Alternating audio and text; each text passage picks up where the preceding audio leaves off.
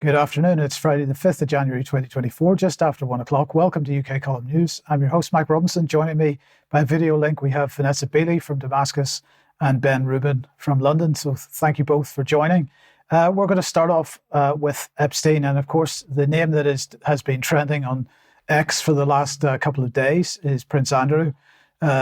We'll all remember the BBC interview where he has denied vehemently all the allegations against him with respect to Jeffrey Epstein and Epstein Island and so on. And of course, this trending is happening because of two document releases so far. There's supposed to be another one today. The first one on Wednesday was 40 documents, and then even more released yesterday. And quite honestly, at this point at least, there doesn't seem to be anything much new in any of these documents so far, but we will wait to see what happens next. The Miami Herald has made a request to the District Court, Judge Loretta Preska, attempting to get hold of the full list of names and the full list of pseudonyms that are mentioned unredacted from these documents. And so we wait to see what happens with that and whether that brings anything new. But the BBC, of course, had to cover this, and they did it here. Prince Andrew faces allegations from unsealed US court documents about Jeffrey Epstein. So this is from yesterday. And I wanted to highlight one sentence from this. Prince Andrew is no longer a working royal, and as such, Buckingham Palace does not comment on his behalf. And they left it there. So that the BBC quite happy not to do any further digging on that at all. So this was the first page of the first document. And this, as I say, Honourable Loretta A. Preska releasing these documents and so on. So who has been mentioned? Well, the top three, I believe, are Prince Andrew, mentioned 110 times in the two documents. Bill Clinton, mentioned 83 times. And Vanessa, sorry, you're going to have to remind me. Alan Dershowitz. Thank you, Dershowitz. Yes, Epstein's lawyer mentioned 166 times. All these people deny everything, of course. But one of the documents, so one of the quotes from the second batch of documents, of course, is from Johanna Schulberg. Bill Clinton likes them young, referring to girls. So the people on the list, most of them, as you read through the documents, did you have any sexual relations with this person or that person or the next person? And the answer in each case was no. But obviously names going around like Michael Jackson, Stephen Hawking, David Copperfield, Cameron Diaz, Kate Blanchett, Leonardo DiCaprio, Bruce Willis, and so on. And this is getting lots of social media traction. But we should not forget, of course, that everyone's friend, Bill Gates, still has many answers to questions to answer as well. So what can we add to this? Well, I just wanted to remind everybody about a little piece of video that was released by Project Veritas in 2019 of Amy Robach from ABC News. Let's just remind ourselves of this. This was supposed to be an open mic incident, supposed to be. I've had the story for 3 years. I've had this interview with Virginia Roberts. We would not put it on the air. First of all, I was told, who's Jeffrey Epstein? No one knows who that is. This is a stupid story. Then the palace found out that we had her whole allegations about Prince Andrew and threatened us a million different ways. We were so afraid we wouldn't be able to interview Kate and Will that also quashed the story. And then Alan Dershowitz was also implicated in it because of the planes. She told me everything. She had pictures. She had everything. She was in hiding for 12 years. We convinced her to come out. We convinced her to talk to us. It was unbelievable what we had. Clinton. We had everything. I tried for 3 years to get it on, to no avail, and now it's all coming out, and it's like these new revelations, and I freaking had all of it. I'm so pissed right now. Like, every day I get more and more pissed because I'm just like, oh my God, what we had was unreal. Other women backing it up. Hey, yep. Brad Edwards, the attorney, 3 years ago, saying there will come a day where we will realize Jeffrey Epstein was the most prolific pedophile this country has ever known. I had it all 3 years ago. So do I think he was killed? 100%. Yes, I do. Because he made his whole living blackmailing people.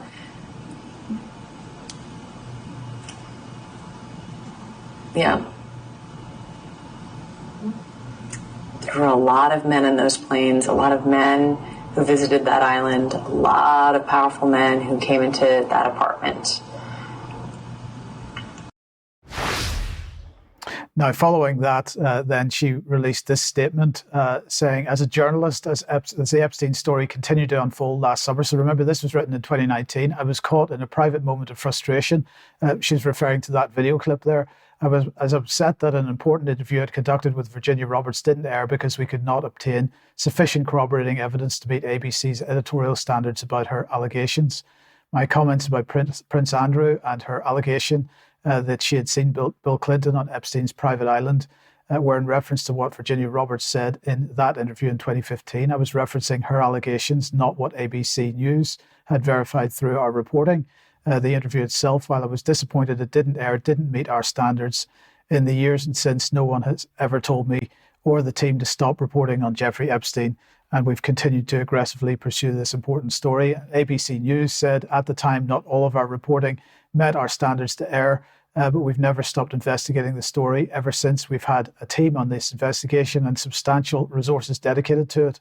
And yet, despite all that, the full weight of the mainstream media, we seem to be no further forward today than we were in 2019, or in fact, prior to that as well. So as with respect to Prince Andrew, of course, we have at the UK column had some contact with him, particularly over this story, which was abuse at the Oxford and Cherwell Valley College. This article published in 2011.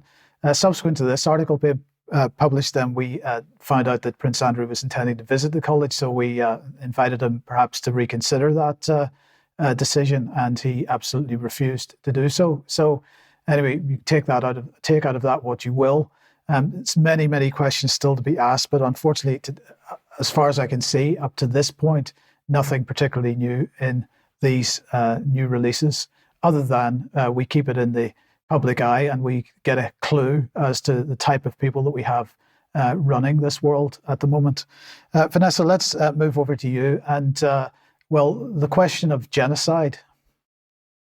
Yeah, so quite extraordinary event in the sense that South Africa has now invoked the Genocide Convention at the ICJ, and the hearings will be held on the case against Israel on the 11th and 12th of January 2024. I was looking for a review of the actual 84-page report by South Africa, and I recommend people go to John J. Mearsheimer's Substack to read what he says. So it's an 84-page application that South Africa filed with the International Court of Justice on the 29th of December 2023, accusing Israel of committing genocide against the Palestinians in Gaza. It maintains that Israel's actions since the war that began on 7th of October are intended to bring about the destruction of a substantial part of the Palestinian national, racial, and ethnic group in the Gaza Strip. That charge fits clearly under the definition of genocide in the Geneva Convention, to which Israel is a signatory. He then goes on to say, apologies for the dog barking, my neighbors suddenly decided to go on the roof. The application provides a substantial body of evidence showing that Israeli leaders have genocidal intent towards the Palestinians. Indeed, the comments of Israeli leaders, all scrupulously documented, are shocking. One is reminded of how the Nazis talked about dealing with Jews when reading how Israelis in positions of the highest responsibility talk about dealing with the Palestinians. In essence, the document argues that Israel's actions in Gaza, combined with its... I'll read the rest of that, Vanessa. Hold on. So it says, in essence, the document argues that Israel's actions in Gaza, combined with its leaders' statements of intent, make it clear that Israeli policy is calculated to bring about the physical destruction of Palestinians in Gaza.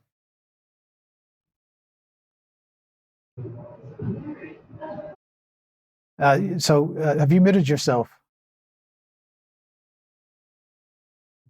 Sorry about this. If we move on to the next slide, then he basically says the document goes to considerable lengths to put the Gaza war in a broader historical context, making it clear that Israel has treated the Palestinians in Gaza like caged animals for many years. It quotes from numerous UN reports detailing Israel's cruel treatment of the Palestinians. In short, the application makes clear that what the Israelis have done in Gaza since the 7th of October is a more extreme version of what they were doing well before October the 7th. And of course, what is Israel's reaction to this? They claim that it's blood libel. Israel slams South Africa for filing the ICJ genocide motion over Gaza. And in the text, what they actually say, South Africa's claim has no factual and judicial basis and is a despicable and cheap exploitation of the court. The Israeli Foreign Ministry said in a statement, South Africa is collaborating with a terror group that calls for the destruction of the state of Israel. Fairly typical projection there. And going on to the White House, which claims it sees no evidence of acts of genocide. Genocide is one of the most heinous atrocities that any individual can commit. Those are allegations that should not be made lightly. We are not seeing any acts that constitute genocide, State Department spokesperson Matthew Miller said during a news briefing in response to a question about South Africa's decision. And then if we can just play a video from the infamous John Kirby, who basically in about 8 seconds proves himself also to be a genocide denier, if we can play that. South Africa's filed this 84-page lawsuit against Israel, accusing them of genocide. Israel says that this is blood libel. Does Washington agree? And where does this put Washington and Pretoria? We find this submission meritless, counterproductive, and completely without any basis in fact whatsoever. Brian. What's interesting is that Israel has chosen a British legal expert to represent it in the International Court of Justice genocide case. Professor Malcolm Shaw will have to argue that Israel is in fact complying with international law and that extreme statements from Israeli leaders don't reflect official policy in Gaza. Now, of course, the hardest thing usually to prove over a case of genocide is that of intent, and that appears to be very clearly proven with the statements that are coming from the Israeli leadership. So Shaw also teaches a course at the Hebrew University of Jerusalem as a guest lecturer every year. In the first stage of the case, Shaw will have to contend with South Africa's request for an injunction ordering Israel to stop the war in the Gaza Strips on the grounds that it constitutes genocide. Through such an order could theoretically be enforced by the UN Security Council through sanctions. Of course, America would likely veto such a move. Nevertheless, an injunction could result in Israel and Israeli companies being ostracized and subject to sanctions imposed by individual countries or blocs. So we're at an interesting stage at the moment, and a fairly pivotal one in what's going on, not only in Israel and Palestine, but in the region. Palestine's top diplomat to the UK, the head of the Palestinian mission, Hossam Zomlot, has also warned the UK against Britain's complicity in Israeli ethnic cleansing after rumours that Tony Blair was going to be working on the displacement and the repatriation in other countries of the Palestinian refugees in Gaza. Okay, thank you for that, Vanessa. Now, Ben, let's welcome you to the programme and come back to the UK then. Well, what's going on in the House of Lords? That den of thieves. Well, there's quite a lot going on there. I'm going to touch on one individual in particular, and as it relates to the topic of what I think is medical fascism, which defines our health system right now, and the revolving door between top-level government and private sector positions. The individual I'm talking about is this guy, James O'Shaughnessy. He is a British Conservative politician, the author of the 2010 Conservative Manifesto, and also author of the Lord O'Shaughnessy Review, which came out in May last year. That is a review into commercial clinical trials in the UK. This is a top-level strategy report setting direction for the whole of the UK health system two things to note. It's a very long report, so it's about 80 pages long, but a couple of things that really jump out at me. The first one is on page 1, is it actually holds up the COVID vaccine task force as an exemplar of how the entire health system should be run. Actually, you've jumped ahead a little bit there with the slides. Secondly, it promotes full population participation in clinical trials as some kind of desirable end state for UK healthcare.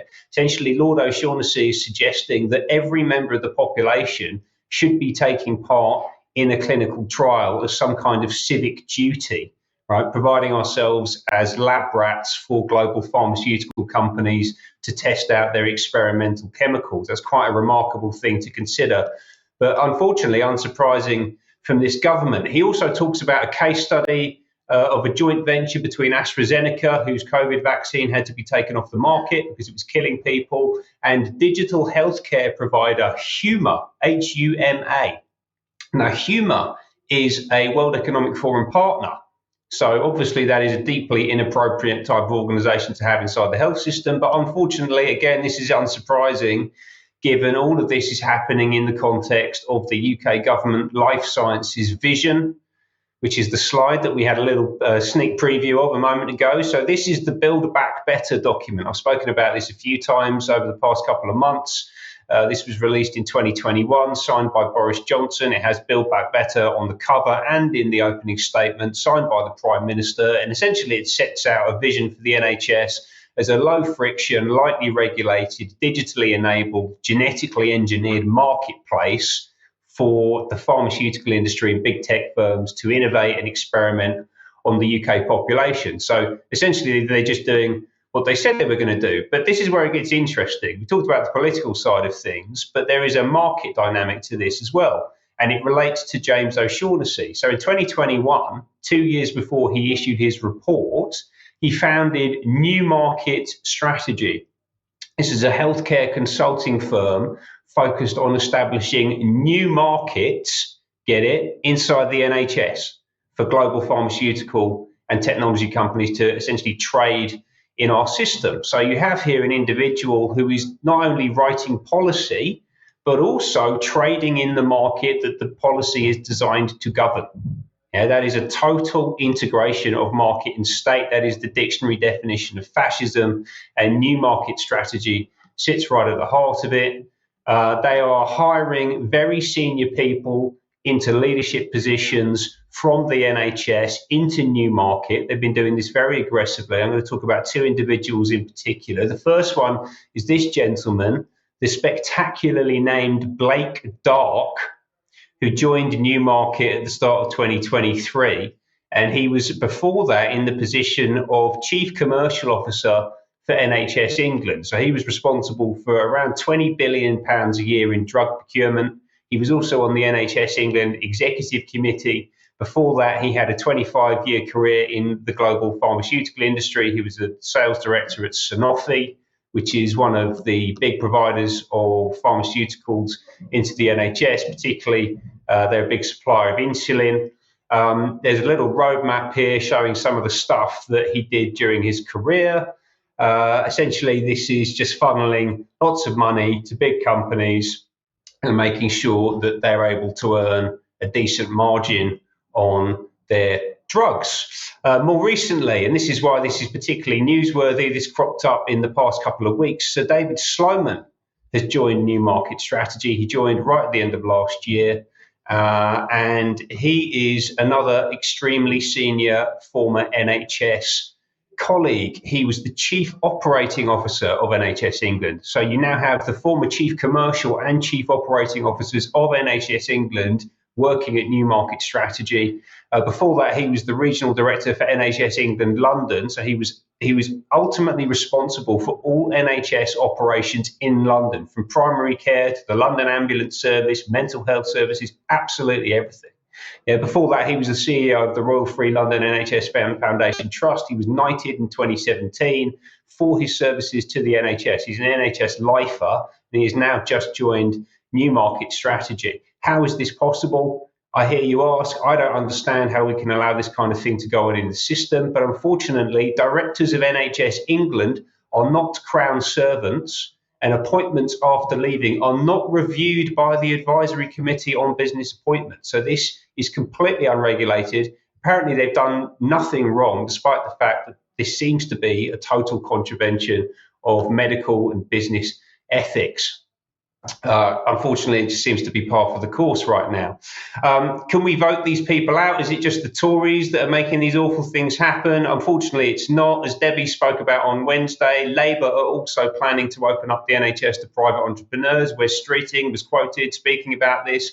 And Labour's policies are being directed by Peter Mandelson and ultimately by Tony Blair. And I mentioned in the final news of last year that the Tony Blair Institute for Global Change, their number one UK policy priority for 2024 is health investment, specifically radical embrace of adult vaccination, nothing sinister about that. And to help them achieve that goal, they've just employed, again, in the past couple of months, this fella, Ned Naylor. He is now a senior advisor for health reform at the Tony Blair Institute for Global Change. Before that, he was the director of strategy for the COVID-19 vaccination program. So the vaccination program that we've heard so much about on UK Column and elsewhere over the past few years that has caused indescribable damage to the UK population. The guy that was responsible for running the strategy for that now works for Tony Blair. Obviously, before that, he was an engagement manager at McKinsey, the global consulting firm, which is a training ground for a lot of these people. This is a revolving door. It's fascism. It's deeply, deeply inappropriate. And we're going to be talking about this a lot more over the next 12 months. This is the enemy that we're fighting against in the health system. Just a very quick final point. You would have noticed that the junior doctors are on strike again. We're going to start seeing this used as an excuse for excess deaths caused by COVID vaccines. I can feel it in my gut. I've already seen a few comments to that effect. You've got to keep your eyes open for that line of narrative coming out of central government. Essentially, if we aren't paying the doctors properly, they can't take care of people properly. They're going to go on strike, which means the excess deaths goes up, and it's got absolutely nothing to do with anything else. Yeah, they're trying to shift the blame and avoid accountability for what they've done.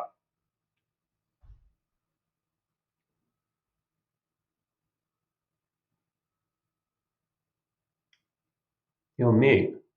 Sorry, I do apologize. It seems to be a common problem today. Right. Okay, we'll start that again. If you like what the UK Column does, you'd like to support us, please check out community.ukcolumn.org. There are options for you to help us out there. You could pick up something at the UK Column shop, but please do share anything you find on the various platforms, especially from ukcolumn.org and ukcolumnextracts.co.uk. And make sure you scroll down the page if you're looking at ukcolumn.org, and you will find a spectacular article by Vanessa Beeley and Dr. Piers Robinson. There, it's in the comment section. Please go have a look at that. Now, yesterday at 1 p.m, we put out the interview that I did with Ben Pyle on climate change. That is on the front page of the UK Column website as well. If you haven't seen that yet, please do have a look, because it is, Ben is a very interesting guy with a lot of interesting things to say. So have a look at that.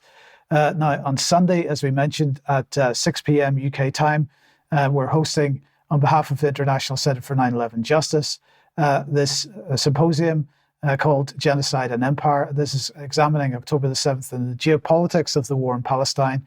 It's going to be moderated by Dr. Piers Robinson. It'll have Professor Richard Falk, Professor Atif Kabersi, Vanessa Beeley, Dr. Aaron Wood, Kevin Ryan speaking. That is going to be an extremely interesting event. Do watch that live, 6 p.m. On Sunday if you can. Now, Debbie pointed me at this yesterday because there's an opportunity for everybody to sign up for the MHR Innovation Accelerator. This is all about nurturing innovation in academia. So the MHRA Innovation Accelerator provides innovators in academia access to leading scientific expertise and regulatory guidance. And there are still a few tickets left. It is free, I believe. So if you want to take part in that, ask a few questions maybe, that's on Eventbrite, and you can find it there. And finally, a reminder that Andrew Bridgen is hosting another debate on trends in excess deaths on the 16th of January at the House of Commons. That begins at 9:30 a.m. And he's asking for people to write to their MPs and encourage them to attend. So I think that would be a very appropriate thing to do. Okay, we'll move on then to Ukraine. Well, the Ukraine Foreign Ministry has put out this statement saying in the last couple of days, saying NATO members have backed Ukraine's request for an emergency meeting of the NATO-Ukraine Council. And of course, why are they doing this? Well, they're doing it because they're pretty upset at the moment that everyone's attention has moved to Palestine and nobody really cares about Ukraine anymore. At least that's how they perceive it. Of course, why would they? Because Ukraine has effectively lost. This is an embarrassment for politicians in the West. But anyway, they are demanding more support. NATO at least is paying lip service to this, and they have announced their military committee in Chiefs of Defence session that's taking place on Wednesday, the 17th of January. And if you look to the bottom of the list there, the session 5 is the Ukraine Council in Chiefs of Defence format. So they are certainly, as I say, paying lip service to this idea. Now, NATO have said that they intend at that meeting to discuss Russia's war of aggression against Ukraine, the situation on the ground, and NATO and allied continued support for Ukraine. The Ukrainian foreign minister then had this to say, that as far as they're concerned, air defense is a key issue. Now, they didn't suggest any timescales for when they would want improved air defense. They certainly didn't suggest any timescales for when they would be expecting the next tranche of support. But that is the key issue for them. They didn't have to wait long for an answer, though, because yesterday NATO announced this. They're going to buy 1,000 Patriot missiles to enhance allies' air defences. Actually, that was on Wednesday. They say in this, NATO Support and Procurement Agency will support a coalition of allies, including Germany, the Netherlands, Romania, and Spain, to procure up to 1,000 Patriot missiles to strengthen their air defences amid Russia's war against Ukraine.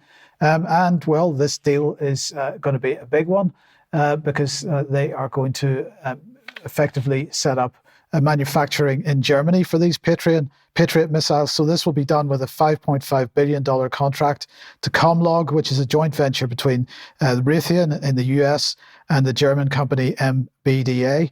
That order will support the setup of a production facility for Patriot missiles in Germany. So the military-industrial complex doing very, very well out of this whole thing, even though the war is effectively being lost.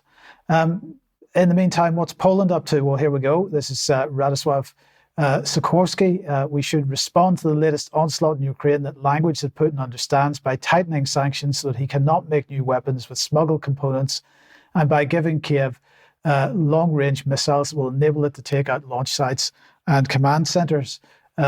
He then went and spoke to Joseph Borrell, who's, of course, the European Union's sort of foreign minister. Borrell saying that on Wednesday they had a good discussion with Sikorski. We shared increasing concerns over intensified Russian air attacks against Ukraine civilian infrastructure. We agreed on the need to enhance our military support to Ukraine, including with long-range and anti-aircraft missiles. So then he went on to follow that up by saying, we also discussed ways to reinforce anti-sanction circumvention measures, since the significantly increased European exports to third countries could be re-exported to Russia.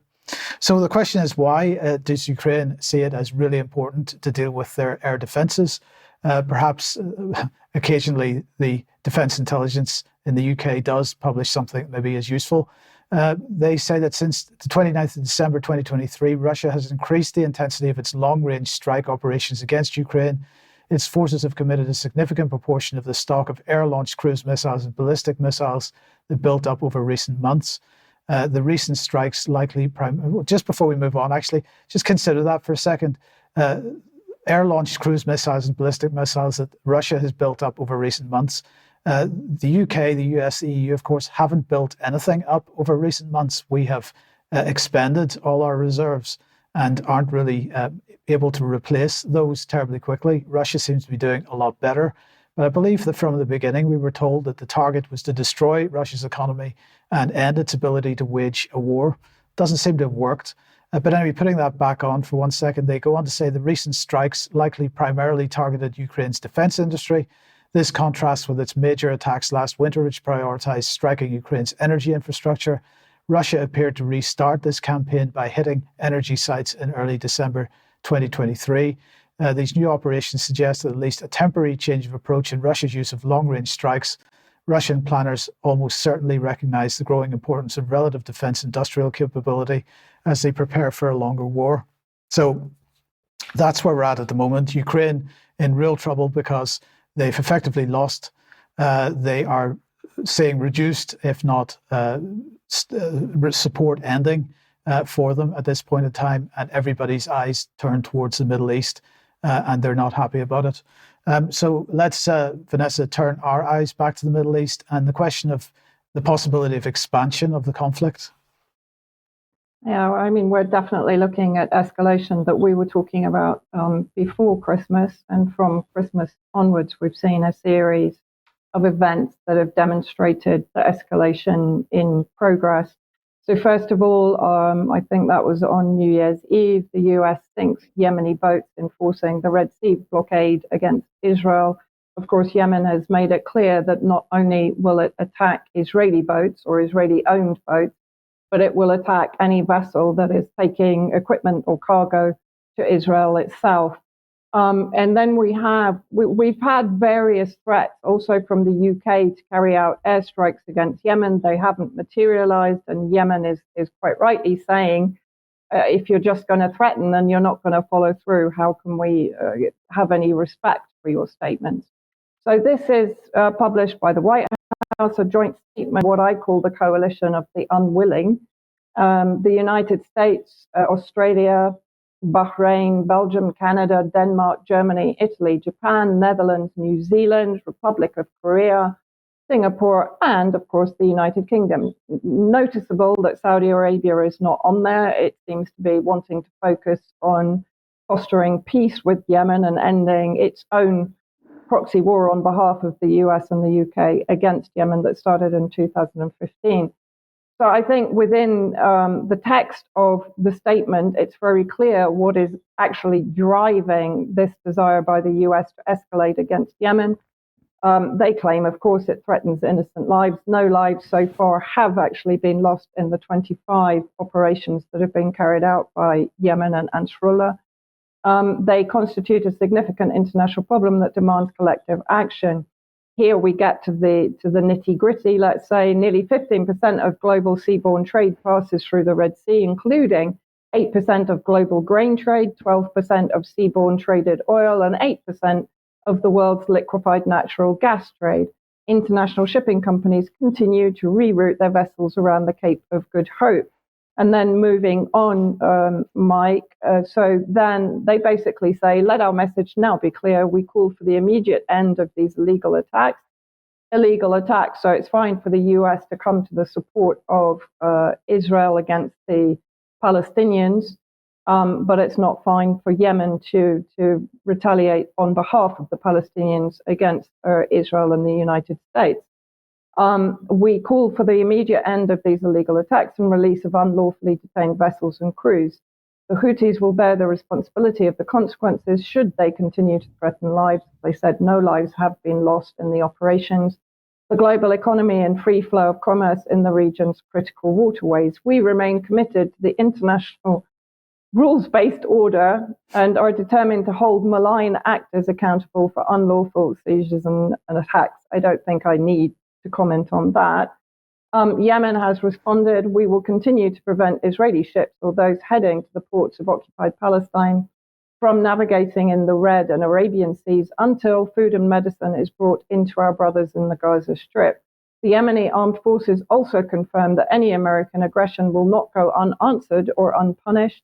We warn the American enemy or others against any attack or action that represents the protection of commercial ships that go to the Zionist entity. Then it's quite interesting because the news has broken that the USS Gerald R. Ford aircraft carrier is returning home back to the US after extended deployment defending Israel. And the USS Bataan and its accompanying warships, the USS Mesa Verde and the USS Carter Hale, the three vessels had been in the Red Sea and have been transiting towards the Eastern Mediterranean. So does this mean, Mike, that they are effectively leaving the area where they might be under threat from the Yemenis? I think that's a good question to ask. Then going forward, we had basically on the 2nd of January, this was on Christmas Day, Israel assassinated Iranian commander in Damascus, General Mousavi, who was responsible really for the liaison between the resistance in Syria and the resistance in Iran, and was a very close comrade of General Qasem Soleimani. Now, he was, as I said, targeted on Christmas afternoon in a very busy civilian area, and there were casualties. So this is international aggression and terrorism under international law. Then before Christmas, we spoke about the fact that Israel is trying to push Hezbollah military to the north of the light blue line and the Litani River, invoking UN Resolution 1701 that came into effect during the 2006 war between Israel and Hezbollah. Of course, that has been unsuccessful, but the rhetoric has been very much about, for example, if they don't do so, then according to Netanyahu, Beirut will be turned into Khan Yunis, which is in the south of Gaza. So on the 2nd of January, one day after New Year, senior Hamas figure Salah al-Aruri was killed in Lebanon, in Beirut, in southern Beirut. So this is a direct attack on the capital of Lebanon in the south. And again, there were civilian casualties and there were other casualties. They targeted his home in Dahe, which is an area of southern Beirut.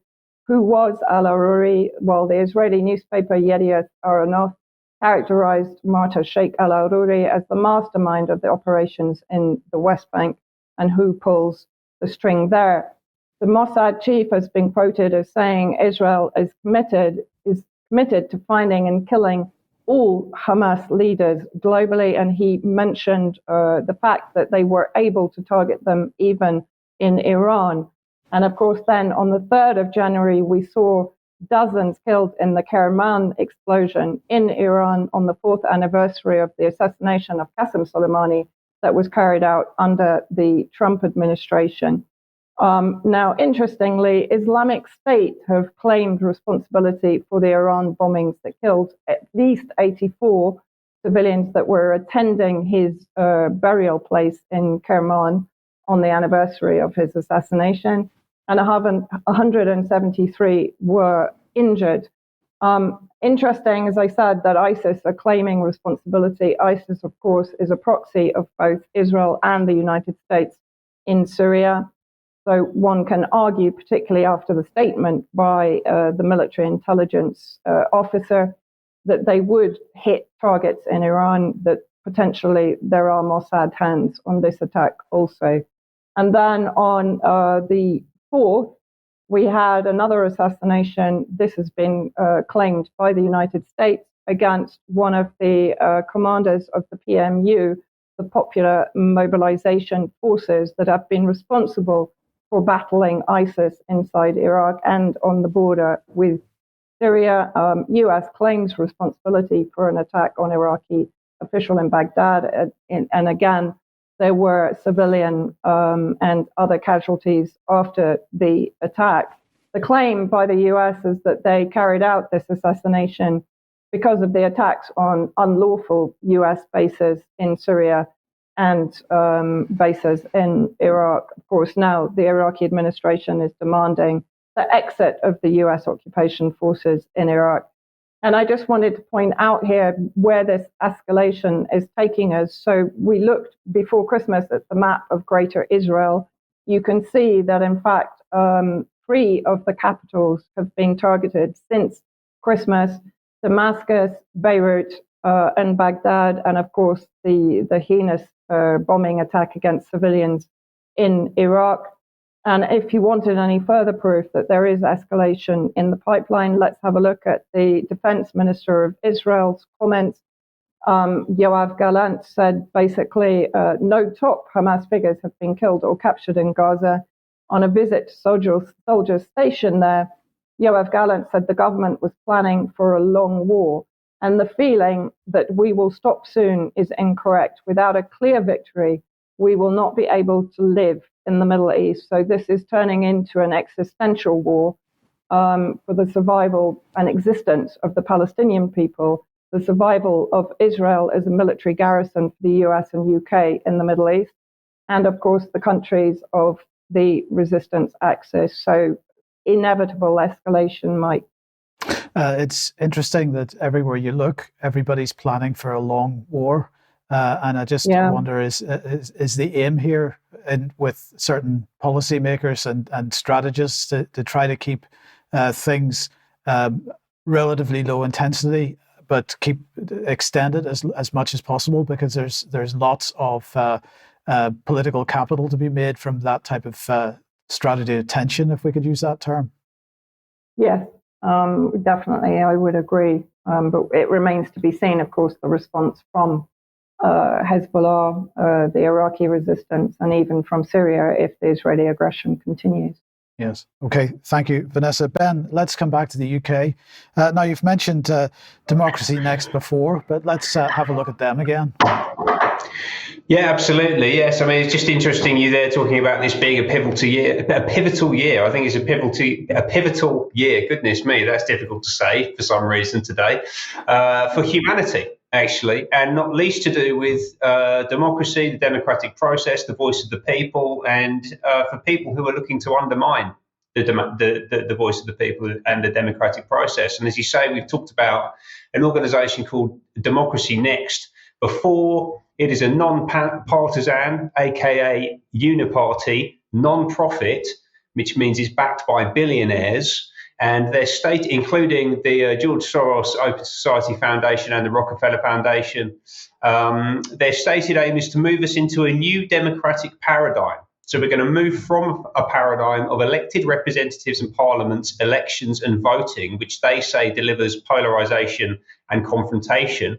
And they want to move to the next democratic paradigm of citizen representatives and permanent citizens' assemblies, representation by sortition, which they say will deliver broad consensus and common ground. Now, we know this is wide open to abuse by virtue of who convenes and controls the information going into the assembly that informs the decision-making process. Absolutely crucial question.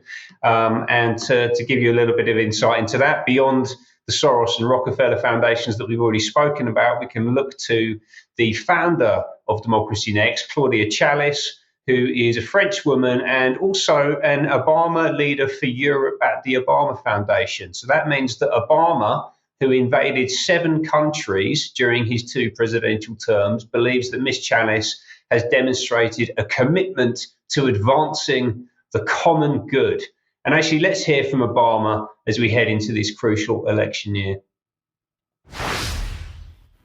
Understand, it's not necessary for people to believe this information in order to weaken democratic institutions.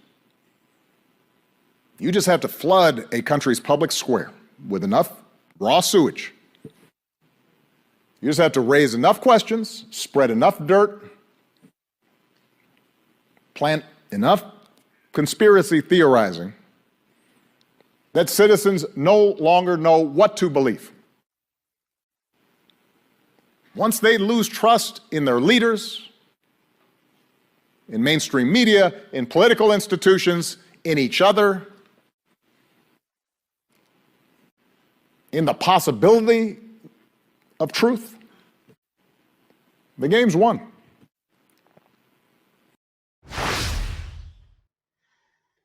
Is that a warning or is that a playbook? I'm not sure. But citizens' assemblies are going to be front and center in how the democratic process develops this year. They're already being used in Ireland. We've talked about that previously on the news, and they are beginning to raise their head across the UK. William Hague is a fan. He wrote about them in the Times on Christmas Day. He is encouraged that somewhere in this gathering darkness of hatred, lies, and opposing cultural identities, as Obama's just described, there are open-minded and constructive citizens willing to turn on a light. Thank goodness for open-minded, constructive citizens like William Hague, willing to cut through partisan politics, hatred and lies. Hague, often seen recently working closely with his former political adversary, Tony Blair, on important issues such as science, the single issue all our dreams depend on, as well as getting together in person with Blair to do that funny hand thing that they like to do together as well. Now, naturally, all of this is being linked into climate action. Climate action. Remember COP? How great was that? Yeah, we're going to reach an even more fevered pitch on the climate this year. We can see here scientific journal of record Nature doing its part to reduce collective expectations about future prosperity. They say that citizens' assemblies could be set up with mandates to formulate socially acceptable sufficiency strategies. God, that sounds depressing. And strengthen policies, i.e. give more power to government. These would be based on ecological limits, fairness, and well-being for all, and include a stronger role for trade unions. So far, so communist. Nesta, who we've spoken about many times in the past on UK Column, the UK Social Impact Innovation Lab, which was set up by Tony Blair in 1998, and it now owns the Behavioural Insights team, the Nudge unit, that is owned by Nesta. They are actively promoting citizens' assemblies and sortition, specifically as it relates to climate action. So this is coming out from the centre, but it's already playing out in frontline politics. So Oliver Coppard, Mayor of South Yorkshire, can be seen here breathlessly describing a recent assembly used to inform decisions about net zero policies in God's own country, Yorkshire itself, as unlike any room I've ever been in. Goodness me, that sounds exciting. And it's also being used at the other end of the country as well to answer the same net zero questions by Cornwall Council. This letter was sent in by UK Column viewer Andrew Harry. Thank you, Andrew, for sharing this with us.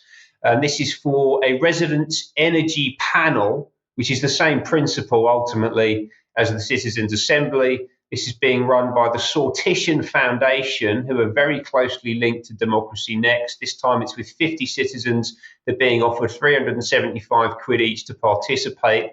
And the panel, as it says here, will follow an established democratic engagement process that is used all over the world. It brings together a group of people selected by lottery who broadly represent the entire community. The people who attend learn about the issues, discuss them with one another, and then make recommendations about what should happen and how things should change. But all of this, of course, is based on an a priori assumption that we are already going to transition to net zero, right? So that's the context within which decision-making is being made. We talked a little bit about the UK, but this is an international movement. Democracy Next is an international organisation, and it's deeply embedded into emerging technology. So we're starting to see this alignment between democracy and technology, which is frankly terrifying. Just before Christmas, Democracy Next announced a strategic partnership with the Centre for Constructive Communication at MIT Media Lab, which is the Massachusetts Institute of Technology. And in their announcement, they said that their aim is to harness powerful AI technologies to create constructive, tech-enhanced and human-led systems shaped by the proven model of citizens' assemblies worldwide. Right? This is a proven model, apparently. Now, it's worth noting, given how the show started, that Joy Ito, formerly Dean of MIT Media Lab and a board director of the New York Times, was forced to resign his positions in 2019 for soliciting funds from Jeffrey Epstein for MIT and his own personal investment funds after Epstein had been released from jail for child sex crimes. Worth noting. And it's also worth noting where all of this could potentially end up. If we fuse democracy and technology, democracy and artificial intelligence, and we get the right level of public acceptance, it's entirely possible that they may no longer see any need to consult with citizens at all. You had a little bit of video, Ben? Yeah, that was, please run the video. Yeah. The technology now is, and digital technologies mainly have an analytical power. Now we go into a predictive power, and we have seen the first examples, and your company very much involved into it. But then the next step could be to go into a prescriptive mode, which means you do not even have to have elections anymore, because you can already predict, and afterwards you can say, why do we need elections? Because we know what the result will be. 2024. Brilliant. Okay, sticking in the UK then, quite a bit of publicity over the last few days and a couple of weeks over the Horizon IT scandal in the UK Post Office. Now, this drama series, Mr. Bates versus the Post Office, has been getting lots of coverage and so on. But just to remind everybody what this is about, the Post Office installed an IT system which was absolutely full of bugs into various post offices around the country. And of course, these were run as a franchise. So the people, the sub-postmasters running these places were effectively self-employed. They were, of course, required to account for every penny. And the Horizon IT system was supposed to maintain records of all the financial transactions that went through the post offices. But the problem was, as I say, this software was full of bugs. And as a result, discrepancies appeared between what the sub-postmasters said they were processing and what the IT system said they were processing. The post office maintains its own capability for investigations and prosecutions. It prosecuted many of these sub-postmasters. Some of them went to prison. Some of them committed suicide following everything that happened. Many of them went bankrupt and lost everything. And of course, it all turned out to be completely fraudulent on the part of the post office and Fujitsu, the company that was providing the IT system.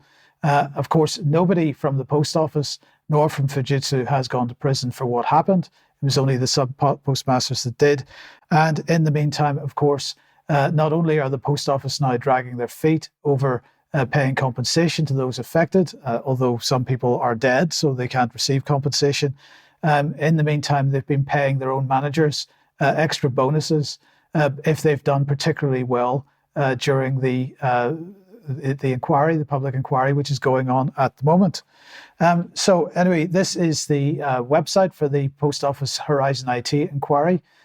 Do have a look at it if you want to know. And I just want to highlight one person here, and that is Andy Dunks. Now, he was a crypto key manager for Fujitsu, working on the Horizon IT program, and he was basically the man who sent out the notices to sub-postmasters saying that, effectively the software could do no wrong, and if there were mistakes, they must be mistakes at the sub-postmaster end. But when he was giving evidence in 2019, he said this, if we put it back on screen for a second, there was no Fujitsu party line. In other words, there was no sort of line from Fujitsu about the appropriateness of Horizon to be providing correct information.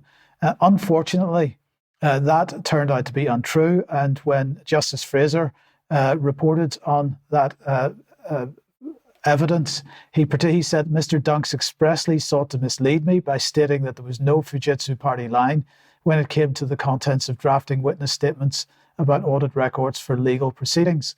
There plainly is. It was used in the Fujitsu statements in 2010, and it was used by him in his statement for the Horizon Issues trial.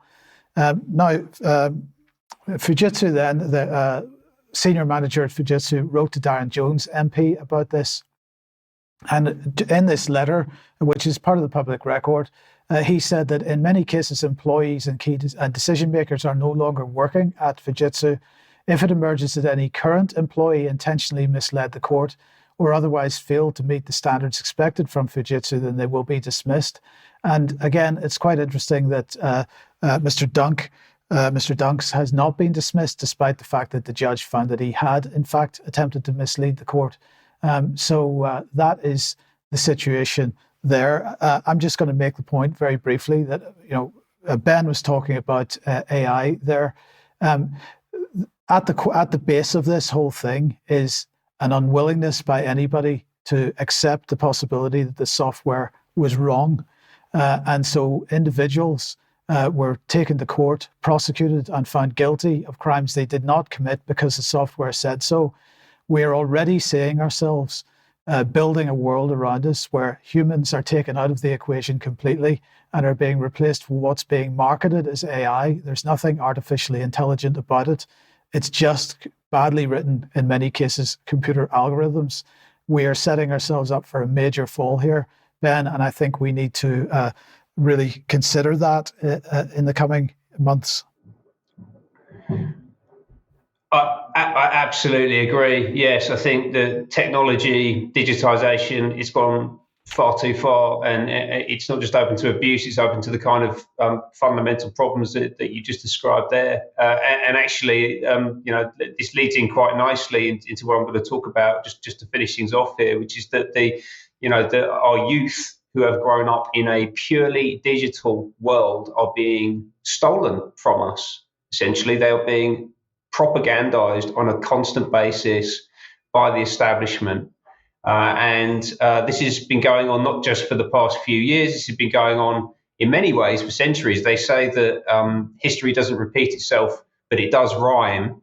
And I came across this organization called Young England, which was established in the 1840s. This is a political group which was based on an idealized feudalism, an absolute monarch, and a strong established church with the philanthropy of noblesse oblige as the basis for its paternalistic form of social organization. So this was led by Benjamin Disraeli, the prime minister to be. He wasn't prime minister at the time that this was running, but he did become the prime minister a couple of decades later. And the idea behind the organization was to quell social unrest in the face of the huge transformation taking place driven by the first industrial revolution, right? And it was set up by philanthropists at the time, and you can read that directly towards people like Soros and Rockefeller that we've been talking about earlier on today. Interestingly, Disraeli also said that the world is governed by different personages from what is imagined by those who are not behind the scenes, which also feels incredibly relevant today. So that was the first industrial revolution. We're now on to the fourth industrial revolution. But as I say, the playbook remains largely the same. There is a rhyme here, and the youth are being heavily targeted and propagandized. The world is still governed by different personages from what is imagined by those who are not behind the scenes. That's what we spend our time talking about here at UK Column. And we've previously spoken about the extreme left-wing UK youth charity, My Life, My Say, and its connections behind the scenes to Tony Blair, David Cameron, Sadiq Khan, the royal family, the Rothschild family, the US State Department, MI6, yada, yada, yada. As a whole, it's just the tip of the iceberg that I've touched on there. And we're going to hear much more about them as the year goes on, because targeting Gen Z, the under 30s, and if you remember from when I spoke about this previously, the big My Life, My Say event had an age restriction on it. If you were over 30, you were not allowed to attend. I couldn't go to it, right? So this is a very deliberate effort to isolate and propagandize a specific subset of the population. And this fantastic, fascinating, slightly grim report came out just before Christmas, which I wanted to draw your attention to, which you should go and find and read. We'll put this in the show notes. And this is basically a directive to business to tell them everything they need to know about the generation changing everything. Right? This was issued by Oliver Wyman, which is a big consulting firm, and the News Movement I've spoken about previously. Essentially what they're saying here is, can a single generation save the world? Have you got it in you, Gen Z? It happened in the 1940s when the so-called greatest generation successfully turned back fascism and ushered in a long period of stability and rising living standards. Now come what may be the rightful heirs to the mantle, a consequential generation that may be humankind's best and greatest hope in the existential battles against global warming, inequality, political and social unrest, transgenderism, all of the hot topics that these young people have been immersed in over the past few years. Oliver Wyman's UK chairman, so I just mentioned that this report came from Oliver Wyman. The UK chairman is this fella, Hugh Van Steenis. This is a photo of him speaking at an event hosted by Tortoise Media, who are a My Life, My Say partner. I shared this previously because it was of particular interest because that event was convened by Tortoise editor James Harding and Lord Jacob Rothschild. So this is the provenance of the report that I've just drawn your attention to. This is where it's coming from. And it's also been issued by this funky little crew, the News Movement, led by Kamal Ahmed, the former Guardian and BBC editor. You can see him on the right-hand side there. He's spoken about this project at the World Economic Forum. He's also a host at Anthropy, the WEF by the Sea event that we've spoken about numerous times and will continue to do so. This isn't just about these two organisations or that report. As I said, it's absolutely everywhere. I'm going to do a separate piece on how this is being planned and executed by a whole range of different charities, including the British Council, the British Youth Council. They're in on the game. They have a programme called the UK Youth Parliament, trying to get Gen Z involved in politics. Now look at that image, and what do you immediately see? Yeah. So for me, the question is, well, where are the natives and where are the men? Right. This is a fundamental shift in public life. Who goes into Parliament? Who stands at the dispatch box?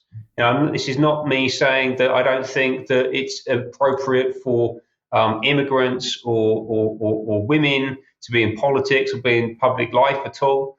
But the way that that's positioned, and again, if you go to the My Life, My Say website, you'll see exactly the same thing. You go to the Anthropy website, you see exactly the same thing. The people they're putting front and centre do not look like the native population of the country, and that's being done on purpose. This is the future that they're trying to construct. Yeah. And by the way, I should just say, no offence to any of the young people in that photo or any of the other photos that we've been showing here, whether it's the My Life, My Say event or elsewhere. This isn't about you. We're not attacking you. What we're pointing out is that the establishment, the people running and funding the organisations that are promoting this narrative, do not have your best interests at heart. It's not just about us. This is about you too, right? And this ends up in an extraordinarily bad place, right? We've seen this used elsewhere. This is the same tactic used with Greta Thunberg and mobilising young people around climate change. And ultimately, their end goal is to demonise the old in the minds of the young, right? And this doesn't end well. And I'm going to share an image with you now that was taken in the S21 torture chamber, it's a Khmer Rouge torture chamber in Phnom Penh, which is the capital of Cambodia. I've been in that room, and that bed is still in that room. The body's not there. This was taken when they found the torture chamber, which is in an old school in the centre of Phnom Penh. And that bed, as you can see, saw and played host to the most unimaginable atrocities. And the worst torturers, the people who were the most enthusiastic and psychopathic and vindictive and evil, the worst ones in those torture chambers were the young. It was the 15-year-olds, the 16-year-olds, the 17-year-olds, because they had been convinced by the Khmer Rouge that the old were their enemy. They were evil, that all of the evils of the world could be placed on their shoulders. And unfortunately, the ideological environment that we're in right now leads us directly to that kind of behaviour. And this is an extraordinarily dangerous thing for politicians and the establishment to be doing. And unfortunately, they know it. This is deliberate, and we need to bear this in mind. And I don't want to end this on a sour note or a negative note, but let's just think about this. And if you know anyone from younger generations, whether, 30, 20, like however old they are, please reach out to them. Start building those connections. Start demonstrating that we're not evil. We are not the enemy. And that actually the people who are pushing these messages are the people that need to be pushed back against. Okay, Ben, thank you very much for that. And we're going to have to leave it there for today. We will be back, of course, at 1 p.m. as usual on Monday. If you're a UK Column member, we'll be back in a few minutes for some extra. But otherwise, have a great weekend, and we will see you then. Bye-bye.